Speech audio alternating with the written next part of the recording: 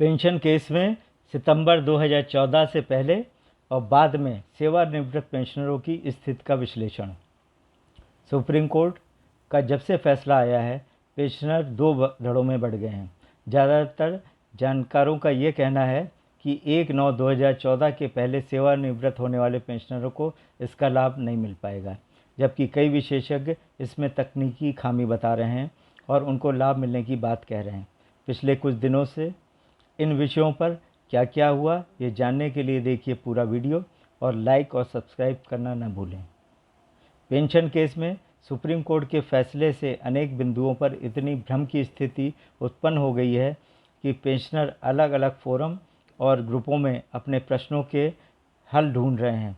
राष्ट्रीय संघर्ष समिति के मुख्य कानूनी सलाहकार एडवोकेट काबिज डांगे जी भी कई स्थानों पर सेमिनार में और जूम मीटिंगों में पेंशनरों की शंकाओं का समाधान करने का प्रयास कर रहे हैं। एनएससी ने पिछले दिनों 3 जूम मीटिंग आयोजित की, जिसमें देश भर के अलग अलग हिस्सों से अनेक पेंशनरों ने भाग लिया।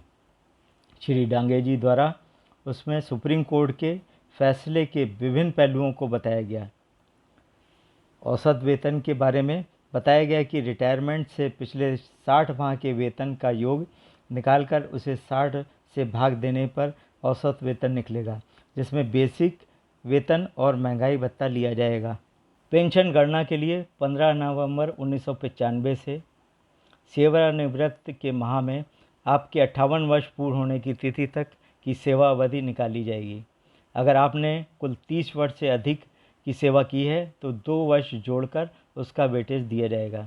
इस सेवा अवधि को औसत वेतन से मल्टीप्लाई करके 70 से डिवाइड किया जाएगा तो आपकी पेंशन निकल आएगी।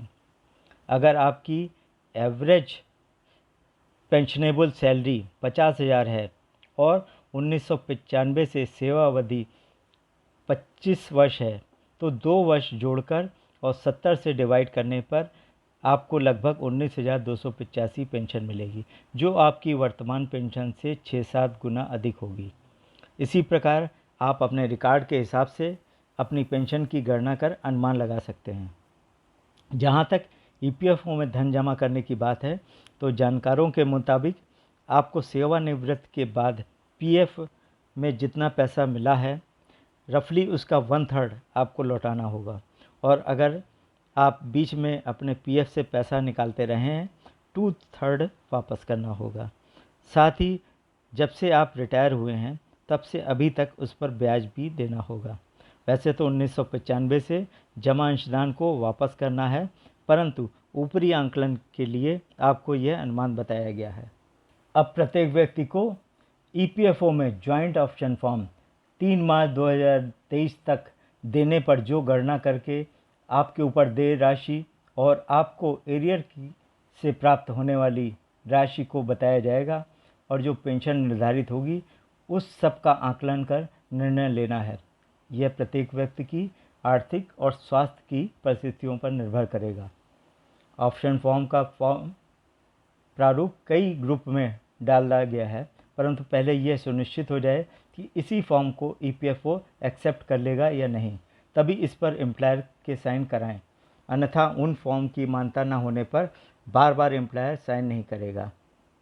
पिछली 3 जूम मीटिंग में कई तरह की शंकाएं अनेक लोगों ने उठाई थी कि जिनकी कंपनी या संस्थान बंद हो गए हैं उनको कैसे मिलेगा, यदि पेंशनर की मृत्यु हो गई है और स्पाउस को जो 50-60% पेंशन मिल रही है तो उसका कैसे समायोजन होगा।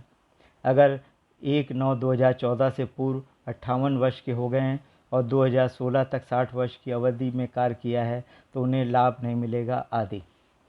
1/9/2014 से पहले के पेंशनर के संबंध में श्री डांगे जी का कहना है कि वैसे तो उस तिथि को 58 वर्ष पूर्ण कर लेने के कारण वो मेंबर नहीं रहा, अतः वंचित हो गए, परंतु आरसी गुप्ता के केस का अपहोल्ड करने पर उसमें कोई कट ऑफ डेट नहीं थी और ऑप्शन देने वाले सभी पेंशनर को उसमें शामिल किया गया था और 60 माह के बजाय 12 माह के औसत वेतन को पेंशनेबल सैलरी माना था।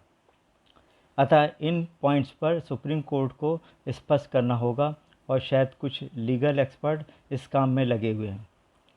संभवतः सरकार इस निर्णय पर असहज हो और संसद के शीतकालीन सत्र में कोई अध्यादेश लाकर पेंशन के संबंध में कुछ अलग प्रावधान करे। जूम मीटिंग में राष्ट्रीय संघर्ष समिति के अध्यक्ष कमांडर अशोक राव जी और महामंत्री श्री वीरेंद्र सिंह रजावत ने कहा कि हमारी लड़ाई हर एक पेंशनर के लिए है। जो इस निर्णय से लाभान्वित हुए हैं उनको बहुत बहुत बधाई, और जो वंचित रह गए हैं उनके लिए लड़ाई लड़नी है। एनएसी के पदाधिकारी लाभ पाने वाले पेंशनरों का सहयोग करेंगे और जिनको लाभ नहीं मिला है उनको 7,500 रुपये महीना पेंशन, महंगाई भत्ता और मेडिकल सुविधा के लिए आंदोलन को और तेज करेंगे। हम सितंबर 2014 के पहले या बाद में एग्जेम्प्टेड अनएग्जेम्प्टेड के भेद में न पड़कर अंतिम छोर तक के पेंशनर के लिए काम करेंगे। नमस्कार सर। सभी को बहुत बहुत प्रणाम और डांगे साहब के बहुत बहुत आभार। उन्होंने बहुत अच्छी तरह से समझाया है। सभी लोगों के काफ़ी डाउट्स क्लियर हुए हैं और इसके लिए जो सिंह साहब ने कहा था मैं दोहराना चाहता हूँ कि जिन लोगों ने इसके लिए मेहनत की है, कोर्ट में जो गए उनके भी हम आभारी है।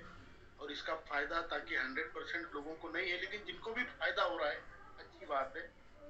इसमें सिर्फ मैं 2-3 बातें कहना चाहूँगा कि इसमें आपको जो डांगे साहब देंगे वो स्टेप तो हम फॉलो करेंगे। लोग जिनको फायदा है जरूर करिए, जरूर अपना फायदा लीजिए, लेकिन इसमें कई चीजें आपको। पहली बात तो यह है कि हमें इसमें कितना देना है कितना लेना है, हमारा नुकसान है या फायदा है।